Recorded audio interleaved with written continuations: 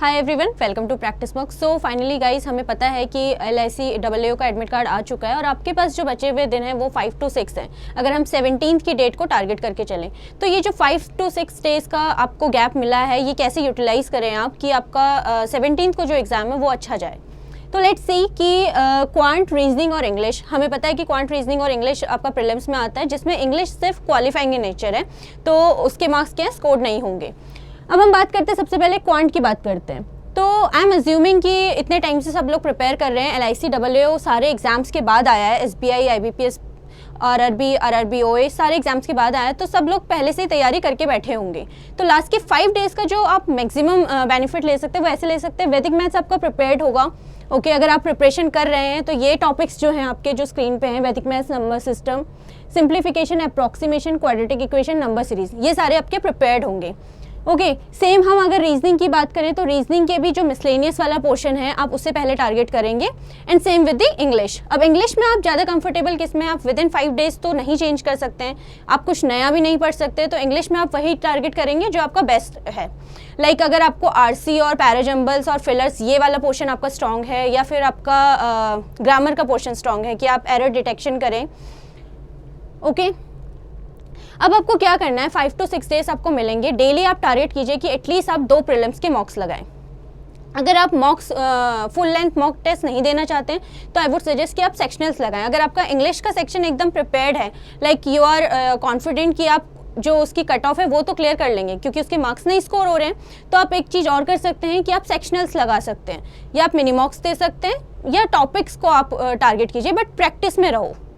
Okay, ये नहीं है कि हाँ आप डायरेक्ट एग्जाम दे दें या बुक लेकर आप बैठ गए हो या कोई वैसा टॉपिक लेकर बैठ गए हो। टाइमर लगा के आपको सॉल्व करना है, बिकॉज आपका एग्जाम में क्या होता है कि आपके अनएक्सपेक्टेड क्वेश्चंस आ जाते हैं। वो इजी होते हैं, बट कभी ऐसा होगा कि हाँ आपके सिलॉक्स ज़्यादा पूछ लिए, 5-6 आपसे सिलॉक्स पूछ लिए और आपकी बाकी पजल्स डाल दिए। आई एम नॉट सेइंग कि ऐसा हो सकता है, बट येस आप ये एक्सपेक्ट करके चल सकते हो कि ऐसा हो भी, मे बी वो दे दें कुछ ऐसा कि आपके सेटिंग अरेंजमेंट और पजल्स की फ्रीक्वेंसी बढ़ा दे, या फिर आपकी मिसलेनियस की फ्रीक्वेंसी बढ़ा दे, तो वो उसी 20 मिनट्स में आपको करना है। तो उसके लिए आपको क्या करना होगा कि टाइमर लगा के नंबर ऑफ मॉक्स देने पड़ेंगे, या फिर आप टॉपिक वाइज दीजिए। ओके, तो क्वांट को मैं आपको बताऊंगी कि कैसे आपको टारगेट करना है। आप मिसलेनियस उठाओ, सबको पता है कि क्या करना है। ओके, ये कुछ नया तो हम नहीं बता रहे हैं कि सबको, अगर आप इतने टाइम से एग्जाम्स दे रहे हैं तो हमें पता है कि पहले कौन से टॉपिक्स को टारगेट करना है और बाद में कौन से टॉपिक्स को टारगेट करना है। तो जो कट ऑफ रही थी 2019 में, ये एग्ज़ाम पहले हुआ था, उसकी कट ऑफ थी 58 मार्क्स। तो 58 आपको जो लेकर आना है वो आपका आउट ऑफ 70 है। ठीक है, तो उसके लिए आपको क्या करना होगा, आपको एटलीस्ट आप अगर 30 मार्क्स भी दोनों में टारगेट कर रहे हैं, 35 पे आपके आ सकते हैं। अगर आपकी स्ट्रैटेजी बेस्ट रही, आप रीजनिंग में स्कोर कर सकते हैं 35 इजीली आप स्कोर कर सकते हैं। आप स्टार्ट करो, पहले मिसलेनियस स्टार्ट करो, कोडिंग डिकोडिंग कर लो अपना, अगर आपका कोडिंग डिकोडिंग स्ट्रॉन्ग है तो। अगर नहीं, आप कंफ्यूज हो जाते हो कोडिंग डिकोडिंग में, तो फिर आप उसको स्किप कर सकते हो। आप अल्फा न्यूमेरिक को करो, आप रैंकिंग्स करो, डायरेक्शन करो, ब्लड रिलेशन करो। उसके बाद जो आपका सेटिंग अरेंजमेंट और पजल्स के जो क्वेश्चंस आते हैं, तो हमेशा क्या करना होता है, आप मॉक टेस्ट खोल रहे हो ना, तो उसके बाद सबसे पहले आप एक बार क्विकली गो थ्रू करो, स्कैन करो कि कौन से नंबर पे कौन से क्वेश्चंस हैं। तो आपका जो बेस्ट पार्ट है आप सबसे पहले जाकर उसे अटेम्प्ट करो। आपको दिख गया है कि मिसलेनियस 1 पे है, 5 पे है, 6 के बाद 10 पे है, क्योंकि 5 का सेट आपका मोस्टली रहता है। तो सारे मिसलेनियस करो, उसके बाद पजल्स भी स्किप करते जाओ। अगर आपको ऐसा लग रहा है कि स्टार्टिंग में उन्होंने सारे पजल्स दिए हैं और आपको लग रहा है मैं हर क्वेश्चन स्किप कर रहा हूँ, तो दैट्स ओके, आप उन्हें स्किप करो और उसके बाद मिसलेनियस को पहले अटेम्प्ट करो। फिर आपको याद है कि कौन सा पजल शॉर्ट लेंथ में दिख रहा है, एक बार क्विकली स्कैन करो कि उसमें क्या आपके नंबर ऑफ एट्रीब्यूट्स तो नहीं है। एंड आई वुड से कि इसमें तो नहीं होंगे, क्योंकि आपका AAO का प्रीलिम्स IBPS PO से थोड़ा ईजी रहता है पेपर, तो इसमें आपके नहीं रहेंगे वो। और सेम आपका क्वांट में भी रहेगा।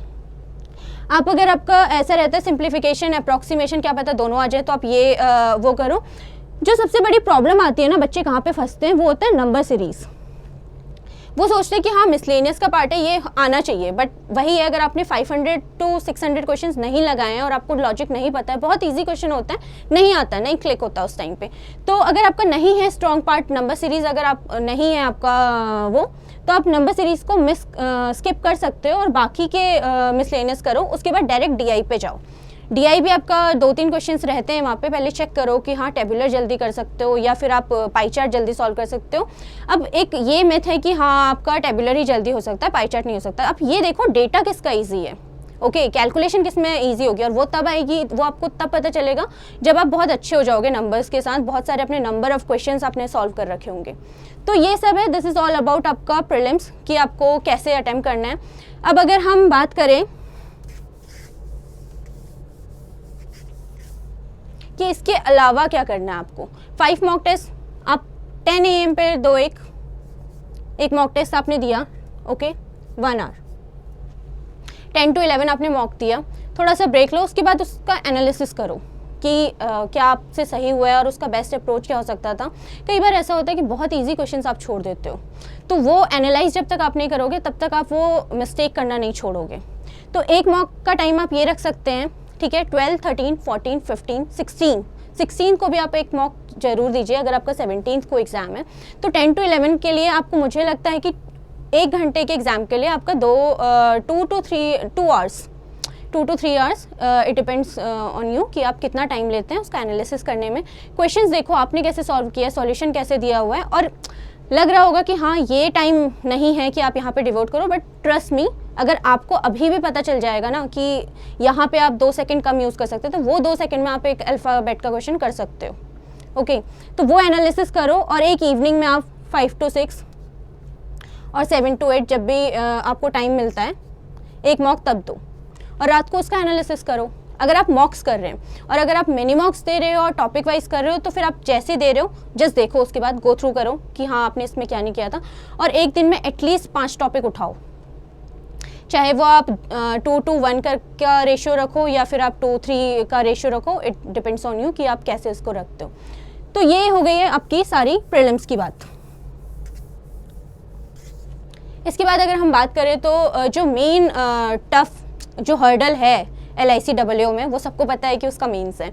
अगर आप अभी पहले से भी प्रिपेयर कर रहे हो तो आपको पता होगा कि इसमें insurance and financial market awareness आएगा, एक अलग टॉपिक है। जनरल अवेयरनेस आपका प्रिपेयर्ड होगा, रीजनिंग भी आपके टॉपिक्स जो हैं वो बैंकिंग के जैसे ही हैं, सारे टॉपिक सेम है। क्वांट भी DI भी आपका सेम आएगा। जो एक डिफरेंट है, जनरल अवेयरनेस भी आप पढ़ ही रहे हो, सारे जो मेंस के एग्जाम्स अभी हुए हैं, SBI हुआ है, सेम रहेगा, बस ये है कि 20 to 25 डेज आपके एक्सटेंड हो जाएंगे, तो आप उसको बढ़ा सकते हो थोड़ा, वो पढ़ लो। बचा आपका insurance and financial market awareness. अब उसके लिए आप क्या करोगे, तो इसके लिए ये है कि आप 17 को आ रहे हो एग्ज़ाम देके, आपको पता चल जाएगा कि आपका एग्ज़ाम कैसा हुआ है।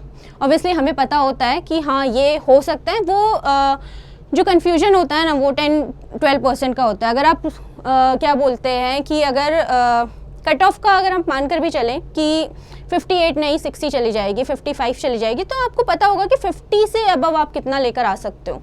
तो same day I would suggest कि आप सेम डे ही प्रिपेयर करना स्टार्ट करो। और आपको नहीं पता है कि insurance and financial market awareness कहाँ पढ़ना है, तो आप हमारी वेबसाइट विजिट कीजिए।